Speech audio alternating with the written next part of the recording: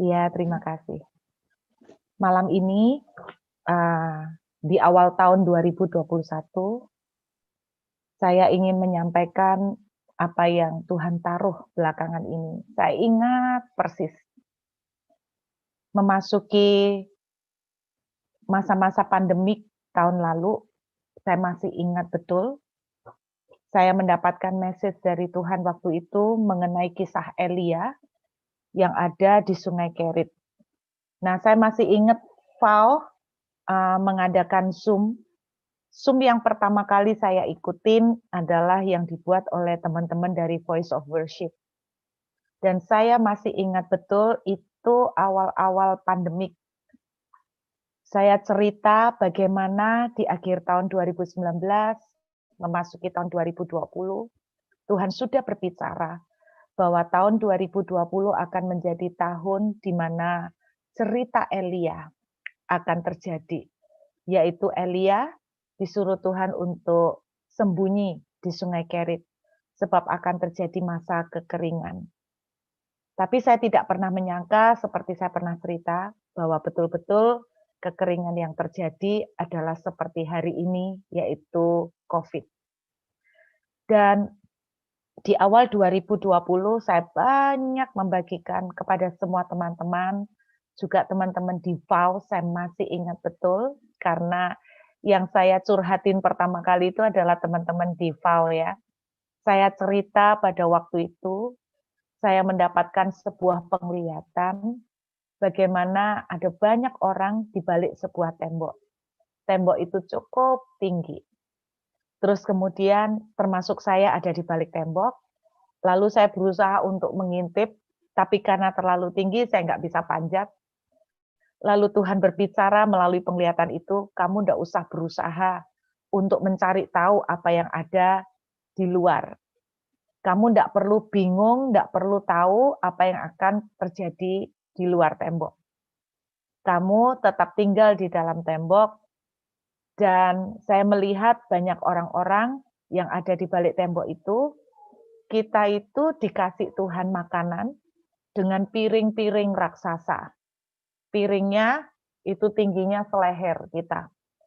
Terus di atas piring itu ada berbagai macam makanan, termasuk di dalamnya bukan makanan yang kualitas bawah ya saudara, tapi makanan yang kayak steak, daging, kayak gitu. Waktu itu saya ingat, saya cerita sama teman-teman di VAU, saya bilang, Tuhan bilang kita enggak perlu bingung soal sampai kapan ini COVID, sampai kapan kondisi lockdown, sampai kapan ini akan terjadi. Saya masih ingat banyak sekali jemaat yang tanya ke saya, Bu Ruth, sampai kapan ini akan terjadi, sampai kapan kondisi ini. Lalu saya cerita sama mereka, Tuhan ngomong, kita enggak perlu tahu sampai kapan, tetapi satu janji yang Tuhan berikan di awal pandemik, bahwa Tuhan akan memberikan pemeliharaan bagi orang-orang tertentu. Kenapa saya bilang orang-orang tertentu, enggak semuanya? Karena kalau kita melihat ceritanya Elia di Sungai Kerit, tidak semuanya rupanya mengalami pemeliharaan eksklusif seperti Elia. Dikasih makan burung gagak dari burung gagak dan diberi minuman dari Sungai Kerit. Saya waktu itu mengingatkan kembali kepada saudara, banyak dari saudara yang ikut waktu itu, bagaimana orang-orang yang di luar Sungai Kerit, kenapa sungai itu mengalir, tetapi orang-orang di luar sepertinya mengalami kekeringan. Berarti saya nggak tahu apa yang terjadi, tapi intinya Sungai Kerit itu airnya tidak mengalir sampai keluar. Atau entah apa yang dilakukan Tuhan, intinya berkat yang dialami oleh Elia itu eksklusif. Nah, saya masih ingat waktu itu pesan Tuhan, kita akan diizinkan Tuhan mengalami masa kita tinggal di Sungai Kerit. Nah, itu pesan Tuhan buat tahun 2020. Dan saya tidak pernah menyangka bahwa itu betul-betul akan menjadi masa kekeringan, Bapak Ibu. Lalu kemudian saya cerita, saya tanya sama Tuhan, Tuhan, banyak orang loh yang tanya, ini bakalan sampai kapan? Terus kemudian yang saya tangkap, Bapak Ibu, yang saya tangkap pada awal tahun 2020, kekeringan yang terjadi pada zaman Elia itu bukan 1-2 bulan, itu bukan juga 1 tahun, tetapi lebih dari 3 tahun. Di cerita Elia, Bapak Ibu. Saya tidak mengartikan bahwa kondisi COVID ini akan berlangsung sampai 3 tahun ke depan. Saya tidak bilang begitu. Tetapi yang saya tangkap pada awal tahun 2020 adalah bahwa apa yang terjadi pada Elia, yaitu masa sulit, ternyata yang saya tangkap itu begini, masa sulit ini belum berakhir seperti yang kita bayangkan. Yang saya tangkap, saya ngomong sama anak-anak rohani saya, kok Cece ini merasa bahwa kelihatannya masa kering, masa sulit yang terjadi di awal-awal Elia masuk Sungai Kerit itu masih berlangsung cukup lama. Dan yang saya tangkap demikian juga masa yang terjadi gara-gara COVID masih akan berlangsung sampai beberapa waktu ke depan. Kalau Bapak Ibu tanya saya sampai kapan, saya nggak tahu. Tetapi saya ingin mengingatkan bahwa tahun 2021 kita bukan langsung bebas merdeka, mengalami kelepasan. Saya cuma menangkap bahwa sekalipun nanti vaksin sudah keluar, tetapi yang saya tangkap waktu saya berdoa adalah kondisi sulit ini masih akan berlangsung untuk beberapa waktu ke depan, Bapak Ibu. Jadi 2021 kita masih akan menghadapi kondisi yang tidak mudah juga. Namun di awal tahun 2020 saya cuma ingin meringkas lagi. Di awal tahun 2020 saya sharing mengenai bagaimana ada seorang hamba Tuhan dari India. Beliau berkhotbah tahun 2012. Dia menceritakan tentang penglihatannya. Dia bilang di dalam khotbahnya tahun 2012 bahwa akan terjadi masa di mana masa itu digambarkan oleh dia seperti masa sapi atau lembu yang kurus. Lalu dia cerita masa lembu kurus di dalam mimpinya atau penglihatan yang dia dapat akan dilanjutkan lagi dengan masa lembu berdarah. Setelah lembu berdarah, dilanjutkan dengan lembu sekarat. Setelah lembu sekarat, dilanjutkan dengan lembu mati. Nah, dia bilang dalam penglihatan, dalam khotbahnya di tahun 2012, dia bilang, itu akan mulai terjadi tahun 2020. Jadi khotbahnya dia sudah dikhotbahkan 2012 dan dia menubuatkan tentang tahun 2020.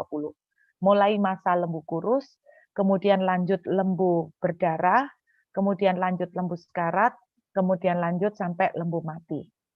Dan dia berkata total 20 tahun. Menurut dia Bapak Ibu, bukan menurut saya. Jadi kalau menurut khotbah hamba Tuhan ini 20 tahun berarti sampai 2040 menurut dia. Tapi yang saya pribadi menangkap, saya merasakan bahwa kekeringan yang terjadi pada zaman Elia masih berlanjut, bukan 1-2 bulan, tapi masih berlanjut. Dan saya merasakan 2021 ini pun kita masih akan mengalami efek-efek atau dampak dari COVID tahun lalu dan masih akan berdampak kepada beberapa krisis yang lain di tahun 2021. Tetapi Bapak Ibu jangan putus asa. Malam ini saya mau sampaikan apa yang saya dapat. Bapak Ibu bebas untuk menguji. Setiap hamba Tuhan, setiap pendeta sekarang lagi banyak berkhotbah pesan Tuhan tahun 2021, pesan Tuhan tahun 2021. Apapun versinya, saya cuma ingin sharing apa yang saya dapatkan selama 2 minggu terakhir terutama sebelum tahun 2020 selesai. Beberapa hal yang Tuhan taruh di hati saya mengenai tahun 2021 adalah saya menyebutnya dengan 3 poin. Tahun 2021 akan menjadi tahun, kalau tahun 2020 tahunnya Elia, tahun 2021 akan menjadi tahunnya Rut yang ada di Alkitab, kitab Rut, kemudian tahun Benyamin, dan ketiga tahun Isakar. Nah, saudara, malam ini tidak mungkin saya membahas semuanya berhubung dengan waktu yang terbatas. Tetapi 3 hal ini yang saya tangkap akan Tuhan lakukan di tahun 2021. Tahun Rut, tahun Benyamin, dan tahun Isakar. Saya akan meringkas secara singkat. Mudah-mudahan malam ini saya bisa mengcover 2, yaitu tahun Rut dan tahun Benyamin.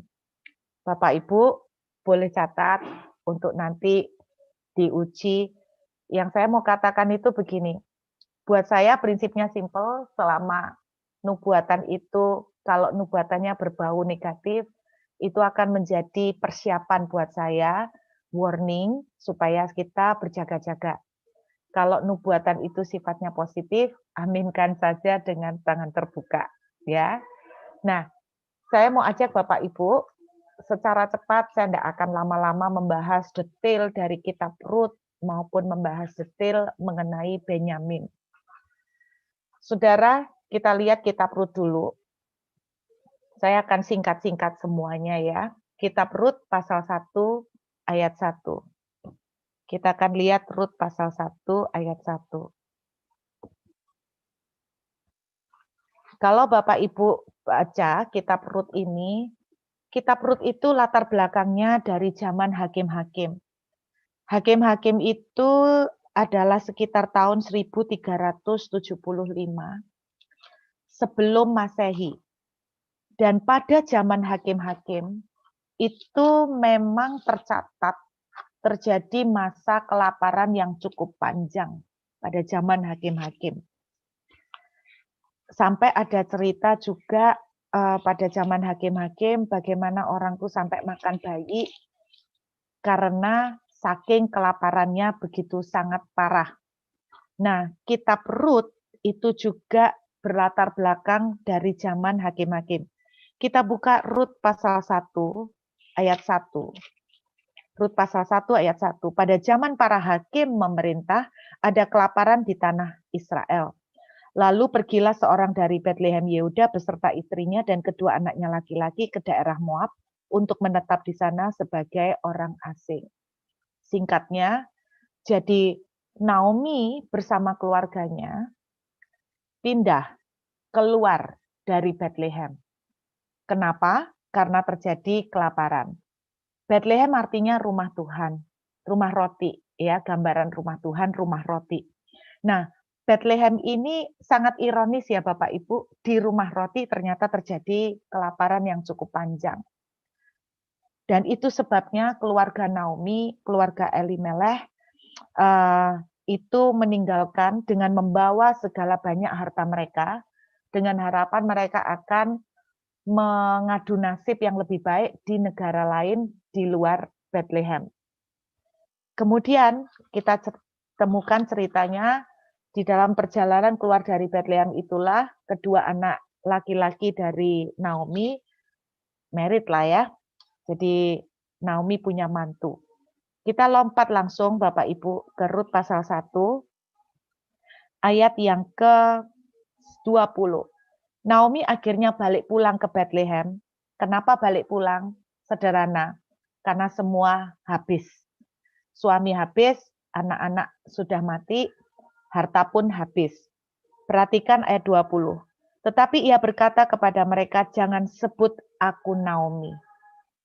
Karena Naomi itu artinya wanita yang bahagia, wanita yang diberkati. Sebutlah aku Mara. Mara itu artinya pahit. Sebab yang Maha Kuasa telah melakukan banyak yang pahit kepadaku. Bapak Ibu, tahun 2020 akibat pandemik, siapa bilang tidak bisa menimpa anak Tuhan. Jadi di rumah Bethlehem, di rumah roti, itu pun masih bisa menimpa anak-anak Tuhan. Jadi di rumah Tuhan juga masih menimpa anak-anak Tuhan. Berapa banyak juga hamba Tuhan mati karena COVID juga. Berapa banyak anak-anak Tuhan yang juga mengalami berbagai kondisi krisis ekonomi karena COVID. Dan berapa banyak juga yang kecewa gara-gara tahun 2020 ini. Nah, ini yang terjadi pada Naomi, pahit. Kemudian ayat 21, dengan tangan yang penuh aku pergi, tetapi dengan tangan yang kosong Tuhan memulangkan aku kembali. Jadi dia pulang karena dia habis-habisan. Nah, mungkin tahun kemarin kena COVID berdampak banyak bagi Bapak Ibu. Kalau Bapak Ibu tidak berdampak, artinya Bapak Ibu tetap diberkati, puji Tuhan. berarti Bapak Ibu mengalami seperti Elia. Ketika dia ada di tanah kering, Tuhan pelihara dengan sungai Kerit dan Tuhan pelihara dengan mengirimkan burung gagak. Nah, kalau hari ini Bapak Ibu adalah seperti Naomi dan bukan seperti Elia yang tetap dipelihara Tuhan. Mungkin selama tahun 2020 Bapak Ibu mengalami masa-masa yang pahit seperti Naomi. Saya berdoa Bapak Ibu jangan putus asa karena ada kabar yang luar biasa akan terjadi tahun 2021. Dan saya berdoa mudah-mudahan Bapak Ibu bisa nangkap ini dan mengalaminya.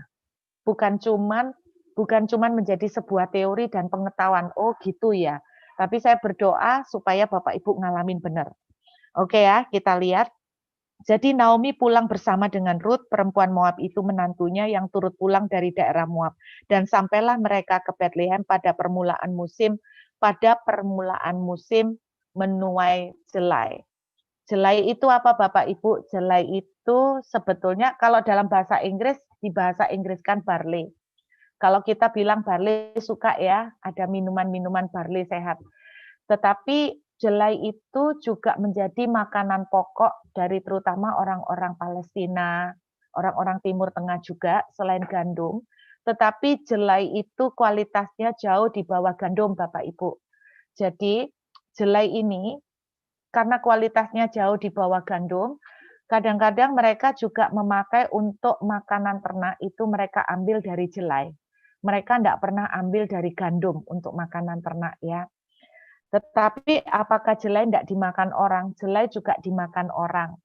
Jadi di masa-masa pandemik ini, di dalam kitab Kisah Rut, mereka masih mengalami juga musim menuai jelai. Jadi masih ada makanan, tapi mungkin kualitasnya tidak sebagus gandum ya Bapak Ibu.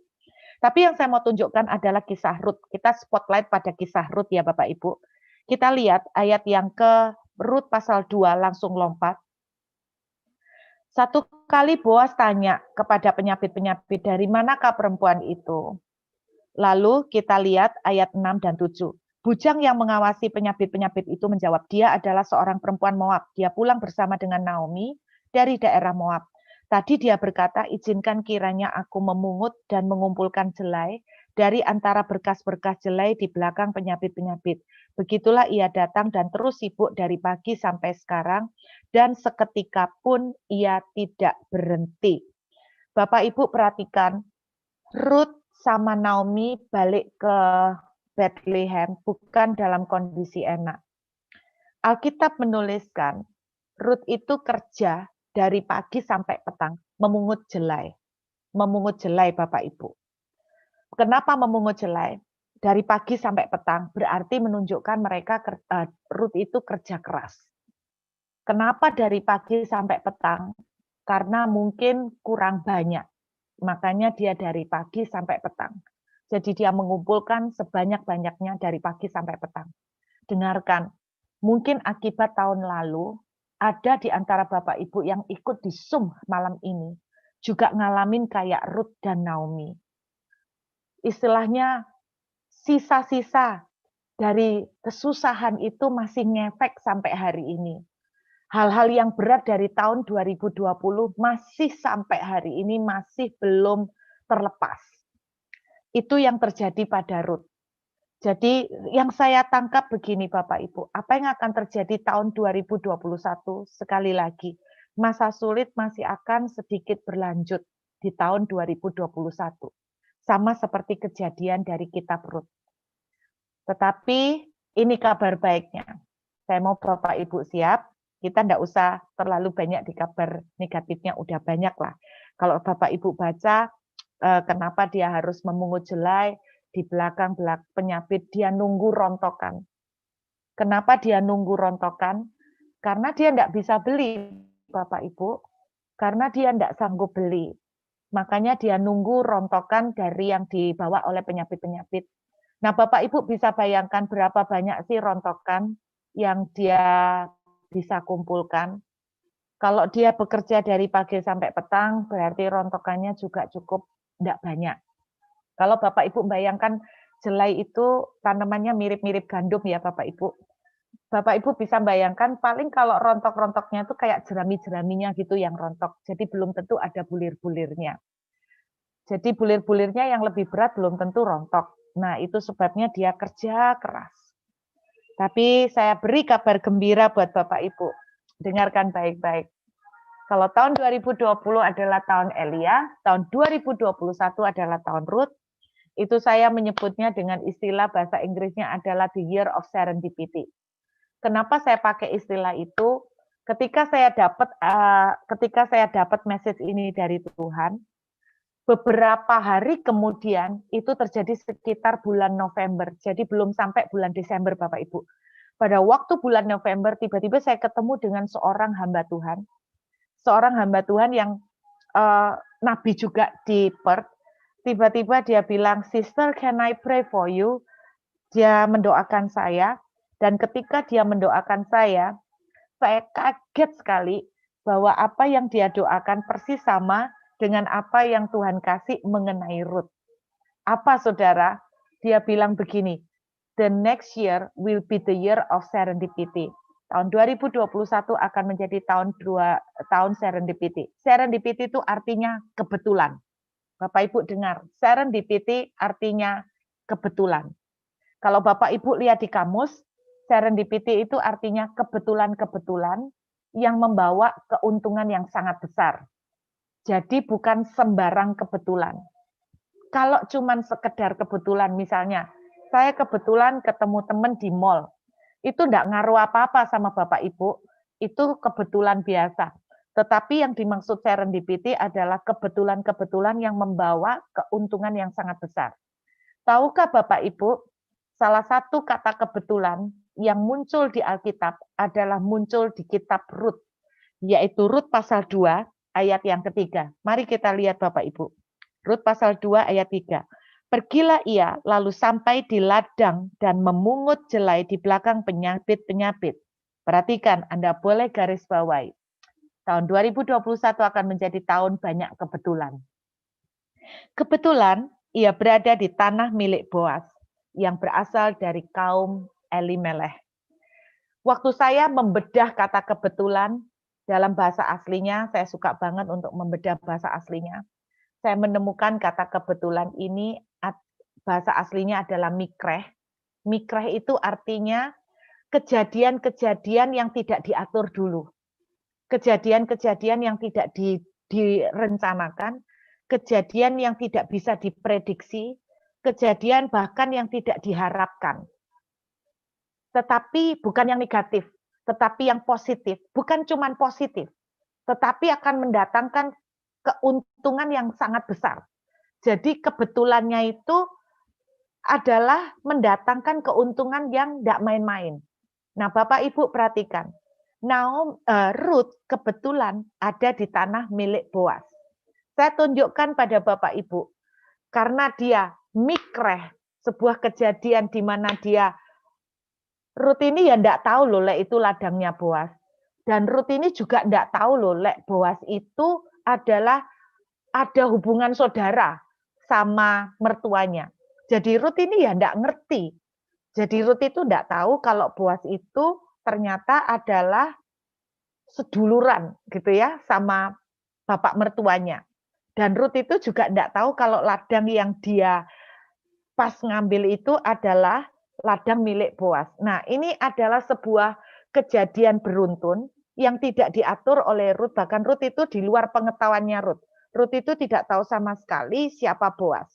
Tetapi Bapak Ibu perlu tahu, Boas itu adalah landlord atau tuan tanah di Bethlehem. Jadi 80% lebih dari tanah yang ada di Bethlehem itu adalah miliknya Boas. Jadi Boas ini adalah kaya. Nah, mungkin Bapak Ibu bilang, loh, karena Boas itu tuan tanah, ya berarti kan ya otomatis kemungkinan besar untuk Ruth itu ada bisa di ladangnya Boas. Tapi Bapak Ibu jangan berpikir gitu dulu, karena Boas ini orang kaya sekali. Tidak sembarangan Bapak Ibu, orang itu bisa nerobos masuk ke ladangnya orang kaya seenaknya. Tidak segampang itu. Nah, kemudian Alkitab menuliskan, kita akan tunjukkan Bapak Ibu. Gara-gara kebetulan Rut itu ada di ladang Boas dan kebetulan Boas itu ada hubungan saudara dengan keluarganya mertuanya. Perhatikan, kita lihat ayat yang ke-8. Oke. Setelah Boas diceritain oleh pegawainya mengenai siapa Rut, dia bilang sama Rut, "Dengarlah dahulu anakku, tidak usah engkau pergi memungut jelai ke ladang lain, dan tidak usah juga engkau pergi dari sini. Tetapi tetaplah dekat pengerja-pengerjaku perempuan. Tetaplah dekat pengerjaku perempuan." Bapak Ibu perhatikan, akibat campur tangan Tuhan, jadi ada kebetulan yang tidak diduga-duga oleh Rut. Rut juga tidak pernah nyangka kalau itu ternyata hubungan saudara. Rut ketemu dengan Boas, Boas bilang begini, ikutin pegawai-pegawaiku yang perempuan. Bapak Ibu pernah mikir enggak, kenapa Rut kok disuruh mengikuti pengerja-pengerja yang perempuan? Kenapa enggak pengerja yang laki-laki? Sederhana Bapak Ibu, kalau ikut belakangnya pengerja perempuan, rontokannya lebih banyak. Rontokannya lebih banyak ya daripada pekerja laki-laki. Terus kemudian kita nyambung terus. Lihat ya, ayat 9. Lihat saja ke ladang yang sedang disabit orang itu. Pokoknya Rut, kamu lihat di ladang yang lagi nyabit, berarti kan lagi panen. Ikuti perempuan-perempuan itu dari belakang, dan aku memesankan kepada pengerja laki, jangan mengganggu engkau. Kalau engkau haus, pergilah ke tempayan-tempayan, minumlah air yang dicedok oleh pengerja-pengerja itu. Kemudian kita lompat, Bapak Ibu. Kita langsung lompat ke ayat yang ke-14. Kita lompat. Ketika sudah waktu makan, berkatalah Boas kepadanya, datanglah kemari, makanlah roti ini, celupkan suapmu ke dalam cuka ini. Bapak Ibu perhatikan, Rut diajak makan nih sama Boas, diajak makan apa? Gandum. Lalu duduklah ia di sisi penyabit itu dan Boas mengunjukkan berti gandum kepadanya. Makanlah Rut sampai kenyang, bahkan ada sisanya. Nah ini Bapak Ibu perhatikan mulai ada increase atau kenaikan dalam kualitas. Tadi Boas memberikan kemurahan. Kamu udah ikut pengerja-pengerja perempuan, rontokannya lebih banyak kan? Terus diajak makan gandum. Nah perhatikan, diajak makan gandum, bahkan ada sisanya. Kemudian ayat 15, setelah ia bangun memungut pula, maka Boas memerintahkan kepada pengerja-pengerjanya. Boas bilang sama pegawai-pegawainya. Dia bilang begini, dari antara berkas-berkas itu pun ia boleh memungut, jangan diganggu. Jadi Boas bilang, kalau Rut kepengen memungut dari berkas-berkas yang sudah ditumpuk, jangan dilarang. Jadi artinya kalau dia capek ngikutin pegawai-pegawai, dia ngambilin dari berkas-berkas yang sudah diikat, ditumpuk, Boas bilang nggak boleh dilarang. Ini perhatikan Bapak Ibu, kemudahannya, kemurahannya nambah lagi. Terus ayat 16, bahkan haruslah kamu dengan sengaja. Boas bilang, sengajalah tarik sedikit-sedikit dari onggokan jelai untuk dia dan meninggalkannya supaya dipungutnya. Janganlah berlaku kasar terhadap dia. Alkitab menuliskan di ayat 17, ada kira-kira seeva jelai banyaknya waktu Rut pulang bawa jelai. Oke. Kemudian dikasih kemudian ayat 18 lihat ya. Ketika mertuanya melihat apa yang dipungutnya dan ketika dikeluarkannya, diberikannya kepada mertuanya sisa yang ada setelah kenyang. Jadi Rut pulang bawa jelai 1 eva dan bawa pulang sisa gandum yang dikasih oleh Boas. Nah, Bapak Ibu kalau Anda perhatikan, tingkat kemurahan yang diberlakukan Boas kepada Rut tambah lama tambah naik. Tambah lama tambah meningkat. Tambah lama tambah banyak jumlahnya. Inilah yang Tuhan akan lakukan di tahun 2021. Di tengah kondisi kesulitan, di tengah kondisi mungkin saudara bekerja dari pagi sampai petang masih belum melihat pertolongan Tuhan. Dengarkan, tiba-tiba ada intervensi surga terjadi.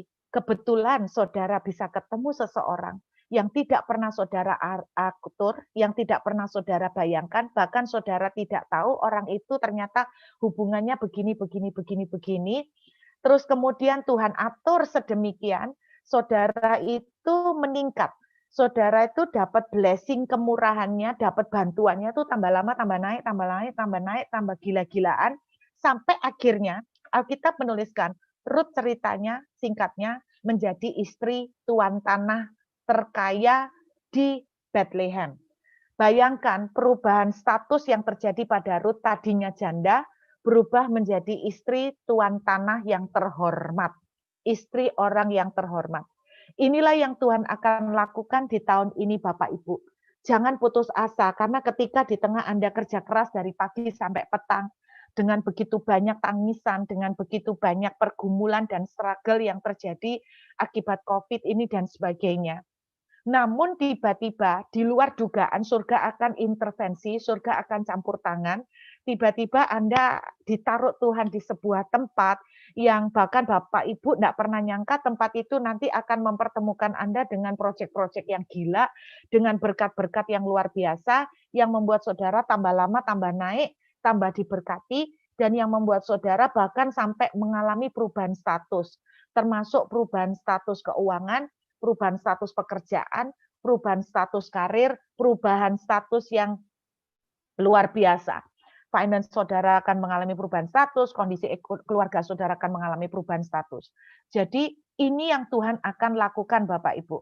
Nah, saya kasih tahu berita enaknya dulu ya Bapak Ibu, saya kasih tahu berita enaknya dulu. Nah, sebelum berita enggak, maksudnya begini, bagaimana kita bisa mengalami seperti Ruth? Nah, saya mau cerita dulu mengenai Benyamin. Kita pause dulu mengenai Ruth ya Bapak Ibu. Karena tahun 2021 ini yang saya tangkap kuat sekali. Tahun 2021 akan menjadi tahun Ruth dan tahun Benyamin. Benyamin itu apa? Nah, saya ajak Bapak Ibu lihat secara cepat. Dalam Kejadian pasal 35, Kejadian pasal 35, ayat yang ke-16, kita tahu kisah kelahiran Benyamin. Benyamin ini adalah anak dari Yakub dengan Rahel. Ayat yang ke-17 kita lihat ya. Sedang ia sangat sukar bersalin, jadi Rahel itu susah. Berkatalah bidan kepadanya, janganlah takut sekalipun ini anak laki-laki yang kau dapat. Dan ketika ia hendak mengembuskan nafas, sebab ia mati, kemudian diberikannya nama Ben-Oni kepada anak itu, tetapi ayahnya menamainya Benyamin. Bapak Ibu ini ya, Ben-Oni itu the son of my pain, anak dari sakitku. Sama Yakub dirubah menjadi the son of my right hand, Benyamin, the son of my right hand, anak dari tangan kananku. Ini yang dikatakan mengenai Benyamin. Nah, Bapak Ibu, Benyamin ini apa artinya anak dari tangan kanan? Anak dari tangan kanan itu ternyata berbicara, tangan kanan bicara tentang righteousness, kebenaran. Tangan kanan itu juga bicara tentang the hand of favor. Tangan kanan itu bicara tentang the hand of favor. Nah, nanti saya tunjukkan pada Bapak Ibu ayat-ayatnya. Saya waktu menemukan ini saya kaget sekali. Jadi tahu dari mana Bu Ruth? Tangan kanan itu tangan favor. Artinya anak favor. Saya berhenti dulu sampai di sana. Jadi Benyamin ini, tahun Benyamin itu berbicara tentang the year of favor. Sebetulnya favor itu apa sih Bapak Ibu? Bahasa sederhana saya, dulu Fau pernah mengadakan Zoom mengenai topik favor. Favor itu artinya, bahasa sederhana saya adalah kemudahan. Perlakuan istimewa yang Tuhan lakukan kepada seseorang, itu favor. Jadi favor artinya perlakuan istimewa atau kemudahan yang Tuhan lakukan kepada seseorang. Apa yang terjadi kepada Ruth yang diperlakukan oleh Boaz adalah favor.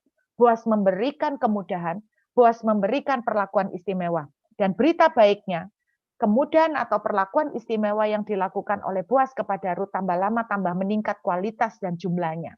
Demikian juga yang Tuhan akan lakukan tahun 2021. Kemudahan dan favor atau perlakuan istimewa yang Tuhan lakukan akan makin meningkat. Nah, bukti-bukti lain bahwa Benjamin itu adalah favor. Nah, kalau yang ini sedikit unik ya Bapak Ibu. Saya menemukan dalam Kejadian 43 ayat yang ke-34. Kita lihat dulu mengenai Benyamin ya. Kejadian 43 ayat yang ke-34. Nah, Bapak Ibu ayatnya cukup banyak, jadi saya berharap Bapak Ibu bisa catat. Kejadian 43 ayat 34. Saya berusaha mempelajari detail supaya saya bisa saya bisa menangkap, guidance atau instruction Tuhan untuk tahun ini tuh kayak apa ya secara spesifiknya. Kejadian 43 ayat 34, lalu disajikan kepada mereka hidangan dari meja Yusuf, tetapi yang diterima Benyamin adalah 5 kali lebih banyak daripada setiap orang yang lain. Lalu minumlah mereka dan bersukaria bersama-sama dengan dia. Ketika Yusuf membuka identitasnya kepada saudara-saudaranya, lalu mereka diajak makan bersama, Alkitab menuliskan Benyamin itu mendapatkan porsi 5 kali lipat. Nah, Bapak Ibu, semua yang tertulis di dalam Alkitab itu tidak ada yang kebetulan. Ketika saudara berbicara tentang 5 roti, 2 ikan, itu pun tidak ada yang kebetulan. Ketika saudara mendengar tentang kenapa tembok Yeriko sampai dipukari 13 kali, semuanya tidak ada yang kebetulan.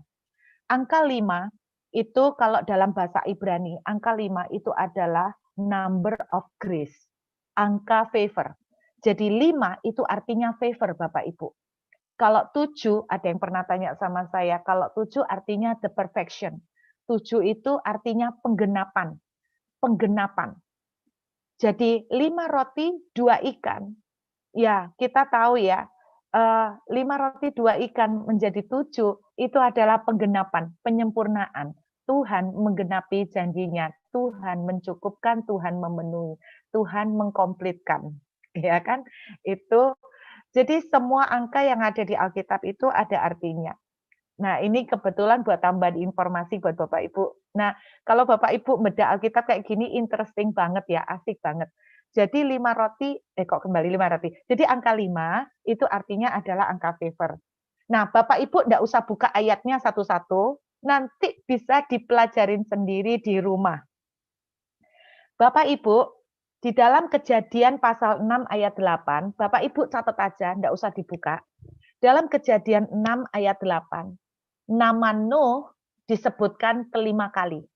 Nah, kalau Bapak Ibu nanti lihat di rumah Kejadian 6 ayat 8, ketika nama Nuh disebutkan kelima kalinya, di situ juga ada kata muncul favor atau kasih karunia.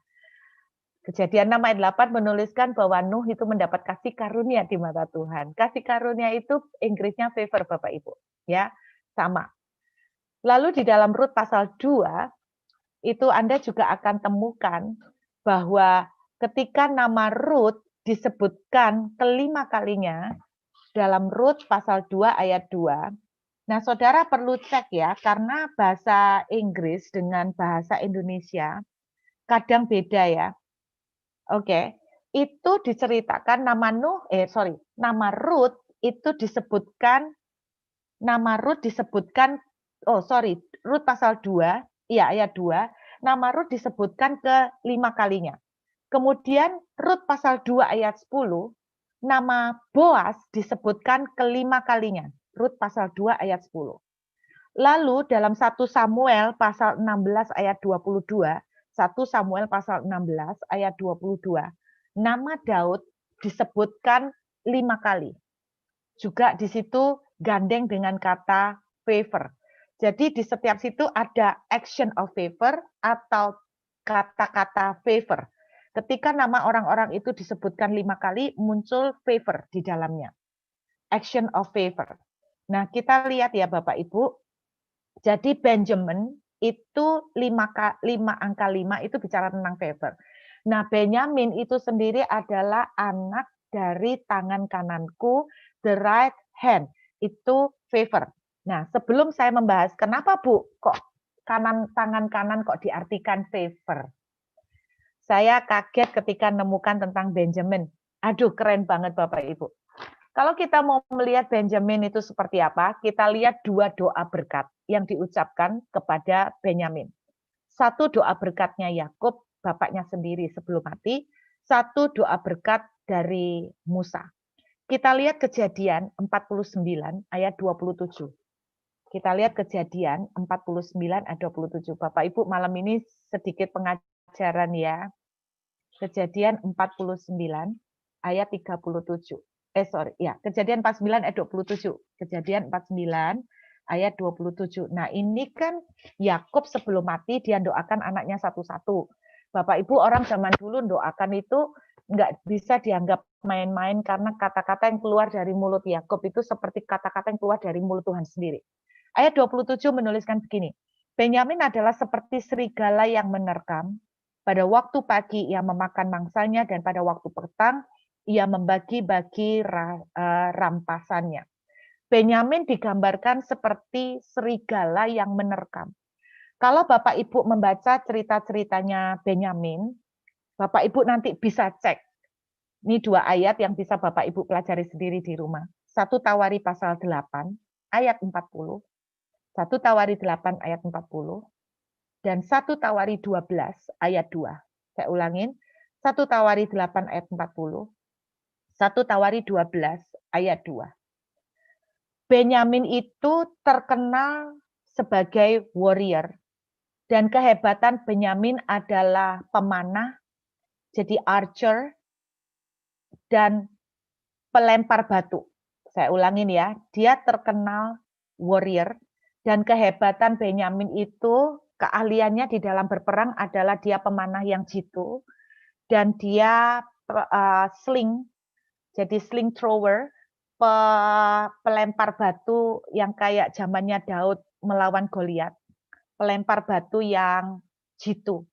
Kalau saudara baca, dari semua yang dilakukan oleh Benyamin tidak pernah meleset. Jadi kalau dia manah, kalau dia ngelempar batu, tidak pernah meleset. Ini kehebatannya. Itu sebabnya dia digambarkan sebagai serigala yang menerkam karena mereka, suku Benyamin, adalah suku warrior. Jadi suku warrior. Oke ya. Terus kemudian, itu kalau dari Kejadian 49 ayat 27. Tapi saya tidak mau fokus di sana. Saya tidak mau membahas tentang sisi warrior-nya. Saya sedang menyiapkan pengajaran mengenai 12 suku, Bapak Ibu. Dan saya hari ini, saya kebetulan mau fokus ke Ulangan 33 ayat 12. Ini adalah doanya Musa sebelum mati, memberkati 12 suku. Ulangan pasal 33 ayat yang ke-12. Bapak Ibu, ini yang amazing Bapak Ibu. Ini yang amazing. Tentang Benyamin, ia berkata, kekasih Tuhan yang diam padanya dengan tentram. Tuhan melindungi dia setiap waktu dan diam di antara lereng-lereng gunungnya. Saya kasih terjemahan Inggrisnya Bapak Ibu. Bahasa Inggris, isi Inggris ya. Benjamin is the loved one of the Lord. Jadi Benjamin itu adalah yang disayang sama Tuhan. He will be kept safe. Dia akan dipelihara aman. At all times. Pada segala waktu. Baik di musim kering, di musim susah, selalu ada dalam pemeliharaan. He will be covered. Dia akan dilindungi by the Most High. He will be covered by the Most High. He will be covered by the Most High. Oke. Sampai sini dulu. Kalimat sisa terakhir saya pause dulu. Jadi ternyata Benyamin itu adalah menurut doanya Musa, Benyamin itu adalah the beloved one of the Lord. Bapak Ibu, saya tuh kaget. Saya pikir yang beloved one itu cuma Daud. Karena Tuhan bilang mengenai Daud, the man of my own heart. Ternyata salah satu blessing dari Benjamin adalah dia menjadi beloved-nya Tuhan. Gila nggak Bapak Ibu? Makanya hidupnya Benjamin ini pernah bikin kesalahan yang cukup fatal. Suku Benjamin itu suku yang sangat kecil, baik dalam jumlah, walaupun mereka warrior, tetapi dalam banyak prestasi, suku Benyamin tetap kalah dibandingkan dengan suku-suku yang lain. Bapak Ibu kalau belajar tentang 12 suku keren banget. Salah satu contoh suku Dan. Suku Dan itu terkenal sebagai hakim. Mereka sangat pinter dan intelek. Nah, jadi kalau dibanding dengan prestasi 11 suku yang lain, suku Benyamin termasuk suku yang kecil, baik dalam jumlah maupun prestasi. Makanya ketika Saul terpilih menjadi raja, Saul itu minder. Dia bilang, bukankah aku tuh berasal dari suku yang paling kecil? Nah, Bapak Ibu, tetapi anehnya ketika Musa melepaskan doa berkat untuk suku Benyamin, doa berkatnya tidak main-main, bahwa suku Benyamin menjadi milik kesayangan Tuhan. Dalam bahasa aslinya, saya cari dalam bahasa Yunani-nya, bahasanya adalah very much love. Yadid. Yadid itu artinya very much love. Apa ya? Sangat spesial banget di Tuhan. Jadi not just love, bukan sekedar disayang, tapi one very special. Wow, Bapak Ibu, saya sampai gini, gila banget ini blessing yang Tuhan lepaskan buat Benyamin, orang yang sangat dispesialkan oleh Tuhan. Favor, orang yang very favored, yang sangat diistimewakan oleh Tuhan. Ya, itu yang dikatakan mengenai Benjamin. Nah, saya mau lanjutkan lagi. Bagaimana Burut bisa memutuskan bahwa the son of my right hand itu adalah the beloved one. Coba Bapak Ibu buka, nanti Bapak Ibu pelajarin lagi ya, saya gerak cepat. Mazmur 60, ayat yang kelima.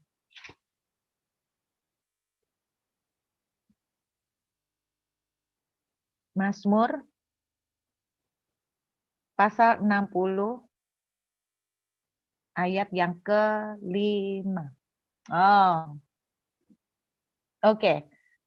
Ini saya lihat bahasa Inggrisnya Bapak Ibu, bahasa Indonesianya rupanya ada di ayat yang ke-7. Bahasa Inggrisnya ada di ayat yang ke-7, bahasa Indonesianya, sorry. Mazmur 60 ayat 7. Supaya terluput orang-orang yang kau cintai, berikanlah keselamatan dengan tangan kananmu dan jawablah kami. Supaya terluput orang-orang yang kau cintai. Saya waktu search kata Yadid atau the beloved one. The beloved one itu ada di ayat mana aja. Saya temukan salah satunya di Mazmur 60 ayat yang ke-7. Jadi bahasa Inggrisnya itu lebih keren. Bahasa Inggrisnya sebetulnya bunyinya begini, bukan supaya. You protect and you save with your right hand your beloved one. Jadi rupanya saya menemukan banyak sekali ayat, orang yang beloved one itu dijagai dengan tangan kanan. Orang yang beloved one itu dilindungi oleh tangan kanan Tuhan. Orang yang beloved one dibela oleh tangan kananmu. Tangan kananmu akan membela orang yang kau cintai. Saya menemukan, nah dari situ saya menemukan, Benjamin, the son of my right hand, itu artinya the son of my beloved one. The son of my favorite one. Anak yang ku favoritism, anak yang ku kasih favoritismku, anak yang ku spesialkan, anak yang ku istimewakan. Itu blessingnya Benjamin. Jadi ketika Tuhan bicara tahun 2021 adalah tahun Benyamin, itu artinya begini, Bapak Ibu dengar, akan ada orang-orang di antara kita, saya berdoa kita semua yang hadir malam hari ini di Zoom, ada orang-orang yang ada di antara kita hadir di Zoom malam hari ini, tahun 2021 tiba-tiba perlakuan istimewa turun atasmu. Perlakuan istimewa yang akan membawa engkau naik, favor yang terus membawa engkau naik akan terjadi atasmu. Yang diistimewakan dibuat Tuhan dibedakan. Dengarkan, mungkin saudara seperti Ruth sempat susah, sempat setengah mati kerjanya, tapi dengarkan, Ruth tiba-tiba mengalami perlakuan yang sangat-sangat spesial. Itulah yang akan terjadi, tiba-tiba saudara ketemu dengan seseorang yang membuka jalan, yang betul-betul orang lain itu susah, orang lain itu tertutup jalannya, orang lain itu sedang tidak bisa, saudara bisa. Orang lain secara normal tidak bisa, tapi saudara mengalami abnormal. Itu yang akan terjadi tahun 2021. Amin, saudara. Nah, saudara, saya mau kembali lagi. Kembali ke tadi ya, Bapak Ibu. Kembali soal Benyamin. Benyamin itu Ulangan 33 ayat 12. Oke, tadi kan saya belum selesai kalimatnya. Oke ya. Ulangan 33 ayat 12 tadi, Musa doanya ngomong begini.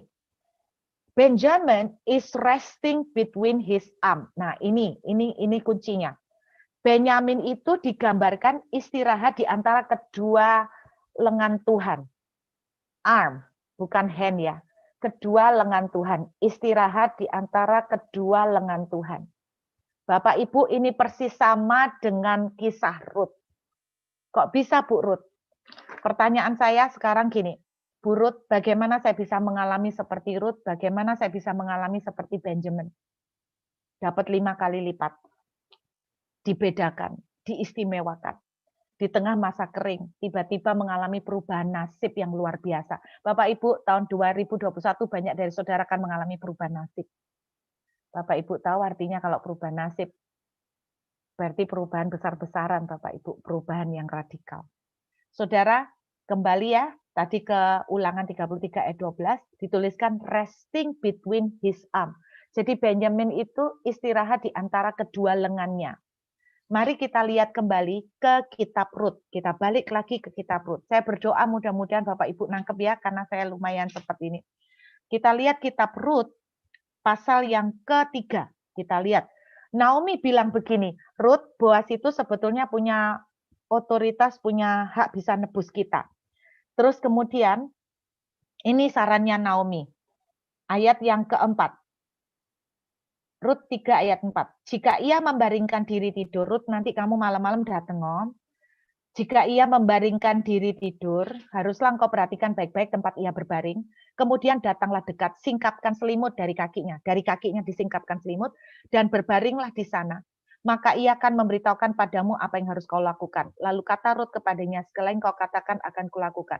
Sesudah itu pergilah ia ke tempat pengirikan dan dilakukannya tepat seperti yang diperintahkan mertuanya kepadanya. Bapak Ibu jangan bayangkan culture-nya dengan culture kita. Ada cewek tiba-tiba menyelinap di bawah selimutnya cowok, buka selimutnya ini menurut culture kita ini kurang ajar, gak sopan. Tapi di budaya orang Yahudi itu artinya ketika seseorang membuka selimut, kemudian dia menaruh kepala di kaki seseorang, itu artinya dia menyetorkan diri sebagai budak. Saya ulangin, dia menyetorkan diri sebagai budak. Dia menyerahkan diri sebagai budak. Tetapi penyerahannya sebagai budak bukan karena terpaksa, tetapi penyerahannya sebagai budak karena cinta. Jadi dia merendahkan diri serendah-rendahnya karena dia mencintai, karena kerelaan. Jadi keikhlasan. Istilahnya begini, aku ikhlas loh jadi budakmu. Ini tandanya. Jadi ketika Rut membuka selimut lalu menaruh kepala di kakinya Boas, itu berarti Rut bilang, aku rela jadi budakmu. Silakan engkau mau lakukan apapun atasku. Saudara, gambaran Rut ini persis seperti di dalam Mazmur 91 ayat 1. Saudara enggak usah buka. Waktu awal COVID terjadi, banyak pendeta ngomong pakai deklarasi pasal Mazmur 91 ayat 1 untuk nengking COVID. Orang yang duduk dalam lindungan yang maha tinggi, penyakit sampar akan berlalu. Enggak sah. Saudara tahu, Mazmur 91 ayat 1 itu bahasa aslinya persis sama seperti Rut pasal 3 yang digambarkan tadi, buka selimut, naruh kepala di kakinya Boas. Orang yang duduk berlindung di bawah naungan yang maha kuasa. Itu maksudnya bukan tinggal duduk dalam bayangan kita, bukan. Bahasa aslinya duduk di bawah naungan yang maha kuasa itu artinya gini loh, nyingkap no selimut, duduk di kakinya. Itu artinya apa? Orang yang berkata kepada Tuhan, aku budakmu Tuhan, aku milikmu, silakan lakukan apapun yang engkau mau. Saudara, ini sikap yang dilakukan oleh Rut ke Boas. Kemudian perhatikan, lihat ayat yang ke-9. Perhatikan ayat ke-9. Bertanyalah ia, siapakah engkau ini? Jawabnya, aku Rut hambamu. Kembangkanlah kiranya sayapmu. Kembangkan kiranya sayapmu. Saudara, saya gerak gini mudah-mudahan kelihatan ya. Kembangkan kiranya sayapmu. Saudara, apa yang diartikan kembangkan kiranya sayapmu? Benjamin resting between his two arms, itu sama dengan Benyamin itu ngomong begini, kembangkan sayapmu, melingkupi aku. Ini sebuah sikap yang sama yang ditunjukkan di dalam Rut pasal 3, di dalam Mazmur 91 ayat 1, dan di dalam Ulangan 33 ayat 12 kalimat yang terakhir, bahwa sebuah sikap yang akan membuat kita diperlaku sangat-sangat spesial sampai mengangkat kita kepada perubahan nasib yang total dan perubahan status. Saudara, perubahan status itu saya kasih contoh. Misalnya, yang tadi belum dapat jodoh, akhirnya laku juga. Itu contoh simpel ya. Yang mungkin status finansialnya, rapotnya merah, Tuhan pulihkan dengan begitu luar biasa sampai merubah banyak. Nah, itu yang Tuhan akan lakukan, Bapak Ibu. Kuncinya apa? Anda dan saya harus seperti Benyamin dan Rut. Buka selimut, duduk tidur di kaki Tuhan. Saya meminjam kata-kata yang sering dipakai oleh teman-teman dari Bahtera, yaitu hineni. Karena saya menemukan kata-kata ini sangat menggambarkan dengan jelas. Arti hineni adalah menjadi budak karena cinta. Saudara, apa sih maksudnya Bu Ruth? Kita tuh disuruh jadi budak sama Tuhan. Maksudnya kita tuh datang di kaki Tuhan, itu maksudnya apa? Dua pengertian. Maksud pertama adalah intimacy, keintiman. Saya mengencourage Bapak Ibu, tidak ada yang lebih tepat waktunya. Sekarang ini lebih gila lagi intimnya daripada zamannya Elia di Sungai Kerit. Karena keintimannya itu benar-benar kayak epiginosko. Jadi epiginosko itu mengenal Tuhan seperti suami istri. Sampai detak jantungnya pun kita tahu. Jadi tingkat keintimannya jauh lebih daripada yang sebelum-sebelumnya.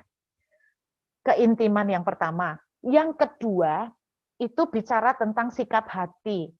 Bapak Ibu, masuki tahun ini dengan sikap hati surrender total. Penyerahan total, Bapak Ibu. Penyerahan total. Jadi surrender total, penyerahan total. Oke ya, penyerahan total. Bisa nangkep ya Bapak Ibu, surrender total, penyerahan total. Saya berdoa masuk tahun 2021, pintu yang belum terbuka, doa yang belum dijawab, kondisi yang saudara tidak mengerti. Bisa tidak saudara menunjukkan sikap kayak Rut? Buka selimut, tidur di kaki Boas. Itu artinya bilang begini, aku budakmu, apapun yang kamu mau lakukan silakan. Lagunya kalau kita sering nyanyi, suka-sukamu Tuhan. Bisa enggak kita berkata di awal tahun ini, ketika doa kita belum dijawab, kita berkata begini, Tuhan aku tuh enggak ngerti. Oh doaku ini belum mau jawab. Aku ini sudah berusaha. Aku sudah puasa, udah apa. Aku ini enggak ngerti. Tetapi kok belum dijawab. Bisa enggak saudara belajar berkata, walaupun aku enggak mengerti, aku percaya 100% sama Engkau Tuhan, aku enggak ngerti. Terserah, Tuhan belum jawab sekarang, Tuhan baru jawab bulan depan, aku pasrah bongkotan, aku terima, I surrender all. Sikap hati dulu Bapak Ibu, please. Sikap hati dulu, say thank you, pasrah, surrender all. Itu dua sikap. Bapak Ibu, please praktekkan ini. Praktekkan ini. Maka tiba-tiba, Bapak Ibu engkau akan mengalami, tiba-tiba pintu-pintu yang abnormal terbuka buat saudara. Ada sebuah kesaksian yang saya dengar kemarin pagi. Saya sampai dengarkan 3 kali. Dan setiap kali saya dengarkan, saya nangis dengan kesaksian ini, yaitu melalui sebuah gambar. Saya mau tunjukkan sama Bapak Ibu sebuah gambar. Ini loh yang akan terjadi tahun 2021. Perlakuan Tuhan ke Ruth itu so spesial, tidak ada duanya. Kata Musa tentang Benyamin, the beloved of the Lord, itu kata yang dipakai bahasa aslinya tuh yadid. Yadid itu artinya tidak ada duanya, so special, so unique, one only gitu. Jadi kayak benar-benar istimewa banget. Itu yang diartikan dengan kata yadid. Nah, saudara, saya mau kesaksian yang saya dengar ini dari sebuah kesaksian orang lain juga. Saya mau cerita nih Bapak Ibu. Nah, tadi saya sudah minta tolong untuk Nita bisa tunjukkan gambarnya, tapi sebentar dulu saya cerita dulu. Ada anak perempuan umur 7 tahun, orang bule ya. Dia tinggal di satu peternakan sama keluarganya. Nah, setiap kali sapi-sapi itu kan mesti apa ya, punya anak. Jadi sapi itu hamil, mengandung, punya anak. Nah, karena sudah terlalu banyak anak sapi yang dilahirkan, papanya bilang begini, ini ada sapi sing mau melahirkan anak. Papanya udah wanti-wanti bilang gini, kita kali ini nggak akan keep anaknya ya, kita nggak akan simpen, karena kita udah kebanyakan. Jadi kita akan jual atau kita kasih orang. Pokoknya karena udah terlalu banyak. Jadi anak sapinya dikasih orang atau dijual. Nah, satu kali ada satu sapi yang mau melahirkan. Tiba-tiba anak perempuan ini umur 7 tahun namanya Jamie. Namanya Jamie, saudara. Anak ini ngomong sama papanya, "Papa, jangan dikasih orang dong. Aku boleh enggak? Please, kasih anak sapi ini ke saya. Aku pengen." Dia mohon ngerayu papanya sampai akhirnya papanya luluh dan bilang gini, ya udah, oke, kita bikin perjanjian aja gini. Kalau anak yang dilahirkan sapi ini benar-benar warna hitam, solid, hitam, yaitu punyamu. Tapi kalau sampai anak sapi yang dilahirkan sudah, jadi selama ini lebih banyak yang coklat sama belang-belang, maka papa akan jual atau kasih orang. Oke enggak? Terus dia bilang oke. Dia berdoa, Bapak Ibu, dia berdoa, Tuhan tolong, Tuhan tolong. Dia berdoa, kemudian apa yang terjadi?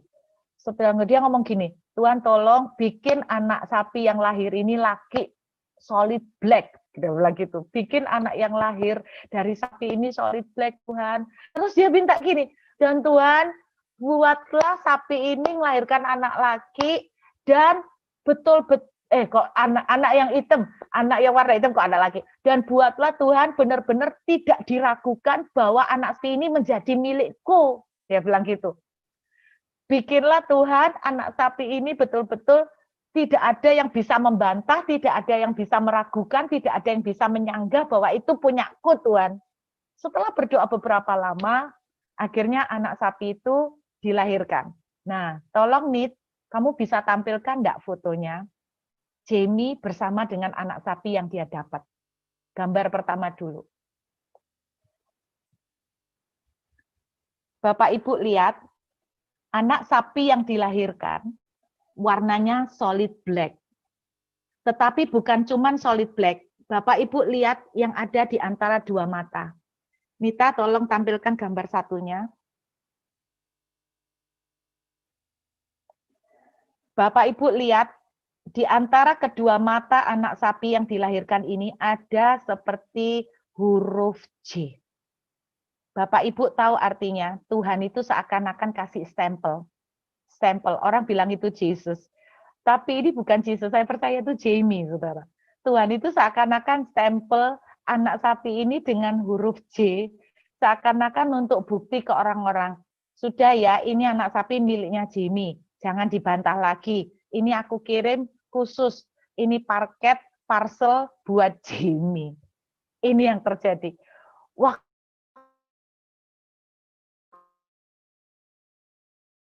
saya dengan kesaksian ini kembali semua teman-teman. Jadi, saudara, waktu saya lihat kesaksian ini, Tuhan berbicara luar biasa. Bapak Ibu dengar, tahun 2021, sungguh Tuhan itu akan kirimkan parcel-parcel yang sangat istimewa untuk personal masing-masing. Sangat istimewa, yang abnormal, yang cuman Tuhan yang bisa bikin tanpa pengaturan saudara, tanpa keterlibatan saudara. Tuhan yang akan lakukan itu. Dan dengarkan, walaupun kondisi sulit, tapi saya terlalu percaya akan terjadi tahun 2021. Ada banyak di antara kita, saya berdoa kita semua, ya amin. Kita semuanya akan menjadi seperti Ruth, tiba-tiba migreh, tiba-tiba kebetulan, orang bilang kebetulan. Jangan kaget ketika tiba-tiba saudara ketemu seseorang yang ternyata orang ini tiba-tiba memberikan jalan untuk proyek yang tiba-tiba mengangkat perubahan yang luar biasa dalam kehidupan saudara. Akan muncul banyak tiba-tiba, akan muncul banyak kejutan-kejutan, akan muncul banyak keabnormalan yang Tuhan akan lakukan. Saudara dibuat so spesial only for you. Sehingga setiap orang akan berbeda. Special only for Jamie, only for Susanna, only for Reni, only for Alex, only for Enda, only for Cindy, only for Edward, only for Novian, only for Unika, only for Chris, only for you, spesial yang tidak dikembarin orang lain, because heaven ikut campur, surga campur tangan, dan engkau dibawa seperti Ruth. Seperti Ruth. Boas itu saya percaya gambaran Tuhan. Tuhan itu kayak ngomong begini, aku telah mendengar kesetiaanmu. Saudara, yang saya tangkap Ruth ini kan setia. Aku telah mendengar tentang engkau. Bagaimana itu engkau setia dengan Tuhan kami. Dan dengarkan tahun 2021. Saudara yang selama ini doa belum dijawab, saudara yang selama ini belum melihat pemulihan, Tuhan akan berkata begini, telah kudengar tentang kesetiaanmu. Telah kulihat tentang bagaimana kamu tetap percaya walaupun aku tidak menjawab.